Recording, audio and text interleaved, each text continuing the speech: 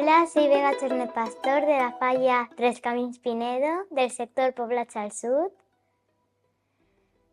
Estudio en el colegio CEI Pinedo, acabo de terminar cuarto de primaria y voy a pasar a quinto. Y las asignaturas que mejor se me dan para mí creo que son matemáticas y educación física. Al escuchar mi nombre en la preselección sentí mucha emoción y mucha alegría. Los actos que más me gustan de la falla son la ofrenda y mi presentación.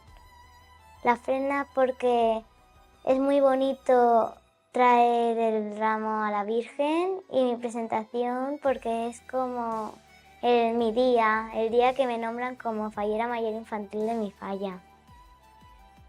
Las falleras mayores infantiles de Valencia, la que más me ha gustado ha sido Paula Nieto, la del año pasado, por su personalidad. Y aunque también me ha gustado mucho la de este año, Marina, porque he sentido como que la he conocido más siguiendo su exaltación y la he conocido un poco más.